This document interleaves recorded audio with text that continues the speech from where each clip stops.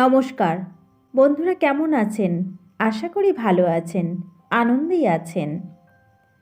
আজ আমি আপনাদের পড়ে শোনাব শরদিন্দু বন্দ্যোপাধ্যায়ের লেখা গল্প প্রতিদ্বন্দ্বী। নারী ও পুরুষের প্রতিদ্বন্দ্বিতা শাশ্বত, কিন্তু বহুলাংশে উহা ফল্গু নদীর মতো অন্তঃপ্রবাহিনী বলিয়া আমরা প্রত্যক্ষ করিতে পারি না। সাধারণত নরনারীর মধ্যে প্রেমটাই চোখে পড়ে। বিবাহ নামক সংস্কারটা উক্ত প্রতিদ্বন্দ্বিতারই পূর্ণ বিকাশ। তাই কাব্য ও রোম্যান্সে দুইটি নরনারীকে বিবাহ বন্ধনে বাঁধিয়া দিয়া লেখক লেখনী সম্বরণ করেন, অর্থাৎ দুইটি যুদ্ধ উদ্যত প্রতিদ্বন্দ্বীকে আখড়ায় ঢুকাইয়া দিয়া সরিয়া পড়েন।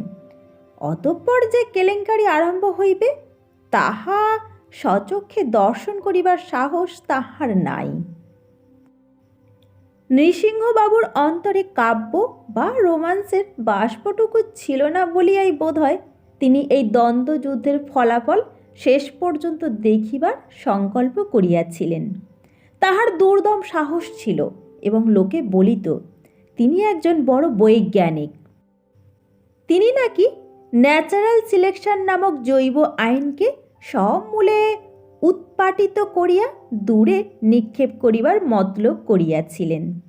অসম্ভব নয়, আমরা যতদূর জানি লোকটি অতিশয় ধূর্ত ও ফন্দিবাজ।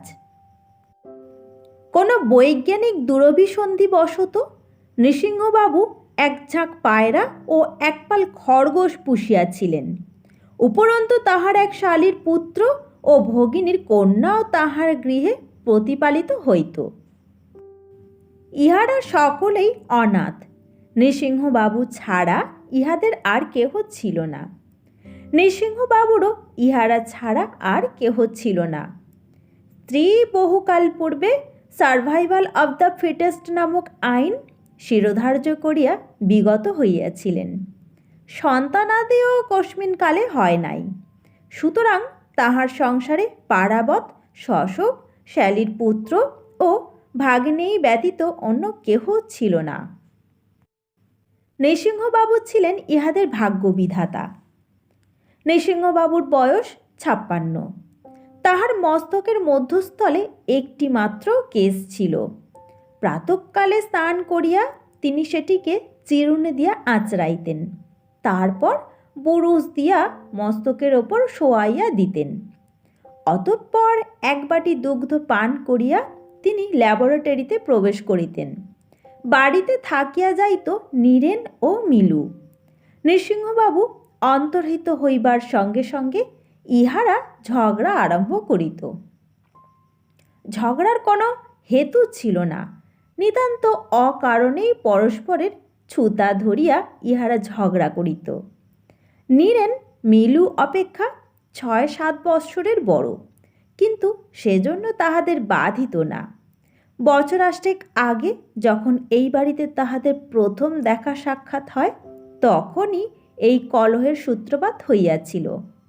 নবাগত নীরেন মিলুকে দেখিবা মাত্র বলিয়াছিল, এই ছুরি, তুই বুঝি এই বাড়ির ঝি? আমার জুতো ভালো করে বুরুশ করে দে তো। 10ম বর্ষীয়া মিলু কিছুক্ষণ ঘৃণাপূর্ণ চোখে চাহিয়া থাকিয়া বলিয়াছিল, মামা একটা বাঁদর পুষবেন বলেছিলেন, তুমি বুঝি সেই বাঁদরটা? আড়াল হইতে নৃসিংহবাবু এই কথোপকথন শুনিয়া অতিশয় হৃষ্ট হইয়াছিলেন এবং তদদণ্ডেই তাহার মনে একটা কুটিল অভিসন্ধি জাগিয়াছিল।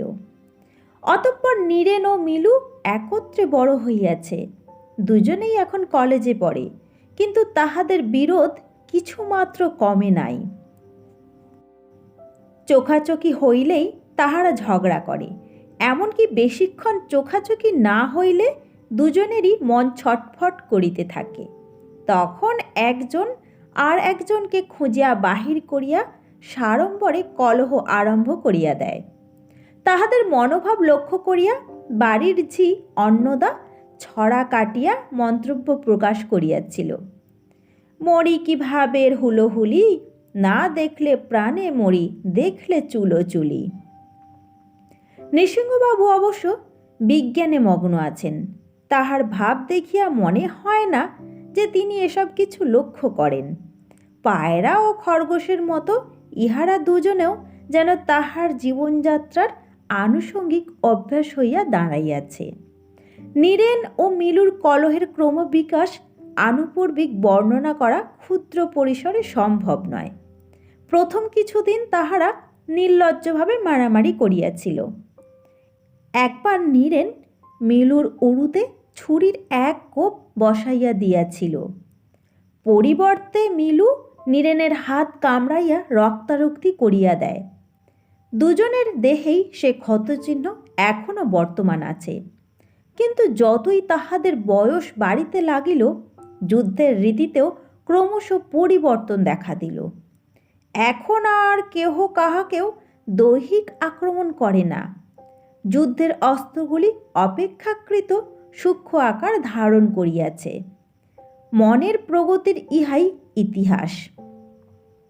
সেদিন সকালে নৃসিংহবাবু তাহার একটিমাত্র কেশ যথারীতি প্রসাধনপূর্বক ল্যাবরেটরিতে প্রস্থান করিবার পর মিলু নীরেনের ঘরে গিয়া দেখিল নীরেন তখনও ঘুমাইতেছে। মিলু কিয়ৎকাল চিন্তিতভাবে তাহার দিকে তাকাইয়া রহিল। একটা খরগোশ আনিয়া তাহার বিছানায় ছাড়িয়া দিবে?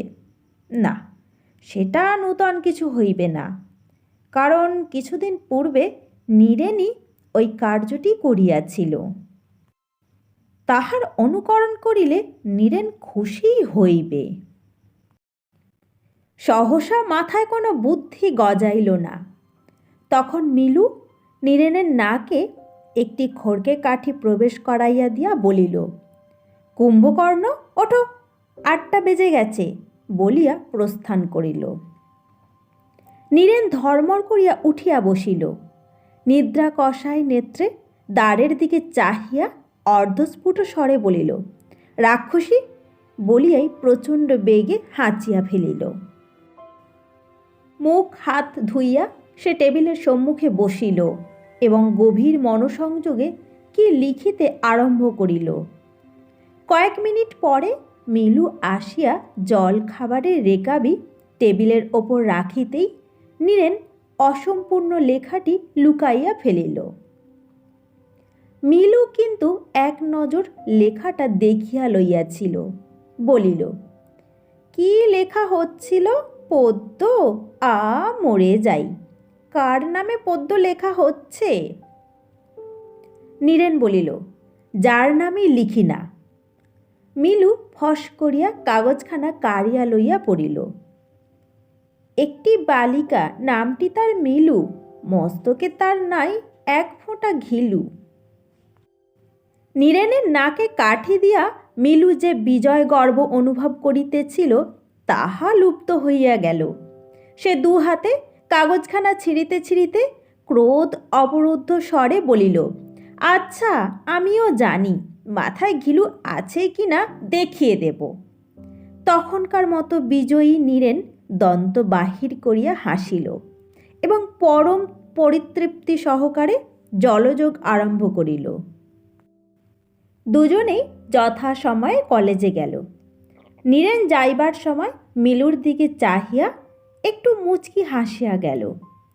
মিলু নিদ্রালু বিড়ালির মতো কেবল চক্ষু কুঞ্চিত করিল। নীরেন বৈকালে কলেজ হইতে ফিরিয়া দেখিল তাহার টেবিলের ওপর একটি 6 পংক্তির কবিতা শোভা পাইতেছে। একটি যুবক, নামটি তাহার নীরু, ক্যাবলার রাজা, চাষা, অসভ্য, ভীরু, মহিলাগণের সম্মান নাহি জানে, বুদ্ধি ও শিক্ষার দোষ মানে, মানুষ না হয়ে ভাল্লুক হতো যদি, নাচ দেখিতাম আনন্দে নিরবধি। নীরেন কবিতা পাঠ শেষ করিয়াছে, এমন সময় মিলু প্রবেশ করিয়া বলিল, কেমন কবিতা? নীরেন দাঁত কর্মর করিয়া বলিল, আমার ছন্দ চুরি করেছিস? মিলু বিদ্রুপপূর্ণ ভঙ্গি করিয়া বলিল, ওর ছন্দ বাজার থেকে উনি কিনে এনেছেন। নীরেন উত্তপ্ত স্বরে বলিল, তুই একটা চোর। মিলু ততোধিক উত্তপ্ত স্বরে বলিল, তুমি একটা ডাকাত। নীরেন চেয়ারে বসিয়া বলিল, তুই প্যাঁচা। মিলু তাহার সম্মুখে আর একটা চেয়ারে বসিয়া বলিল, তুমি হাঁড়ি চাচা। দুজনেরই রক্ত গরম হইয়া উঠিল। তুই ইঁদুর, তুমি টিকটিকি, তুই ক্যাঙারু, তুমি গন্ডার। এইভাবে কিছুক্ষণ চলিল। ক্রমে পশু পক্ষীর নাম ফুরাইয়া আসিতে লাগিল। তখন মিলু জিভ বাহির করিয়া নীরেনকে ভ্যাংচাইয়া দিল। নীরেন প্রথমটা থতমত খাইয়া গেল। তারপর সেও দীর্ঘ জিহবা বাহির করিয়া দিল। বিরোধ এতটা চরমে অনেক দিন ওঠে নাই। এই সময় নৃসিংহবাবু কক্ষে প্রবেশ করিয়া দেখিলেন মিলু ও নীরেন চক্ষু দৃঢ়ভাবে বন্ধ এবং জিহবা নিষ্ক্রান্ত করিয়া মুখোমুখি বসিয়া আছে। তিনি ধূর্ত বৈজ্ঞানিক, চট করিয়া ব্যাপারটা বুঝিয়া লইলেন। আনন্দে তাহার মস্তকের একটিমাত্র কেশ কণ্টকিত হইয়া উঠিল। তিনি হর্ষোৎফুল্ল স্বরে ডাকিলেন, মিলু, নীরেন। উভয়ে জিহবা সম্বরণ করিয়া চক্ষু মেলিল। নৃসিংহবাবু বলিলেন, বড় খুশি হয়েছি। তোমরাই আমার থিওরি প্রমাণ করতে পারবে। আমি তোমাদের দুজনের বিয়ে দেব পরস্পরের সঙ্গে। হা হা হা। তিনি প্রস্থান করিলেন। মিলু ও নীরেন পরস্পরের দিকে চাহিয়া হাসিতে আরম্ভ করিল। প্রস্তাবটা আকস্মিক বটে, কিন্তু সেজন্য কেহ বিস্মিত হইল না। নৃসিংহবাবুর সকল কার্যই অপ্রত্যাশিত, কিন্তু তাই বলিয়া তাহা অমান্য করিবার কল্পনাও কখনো ইহাদের মাথায় আসে নাই।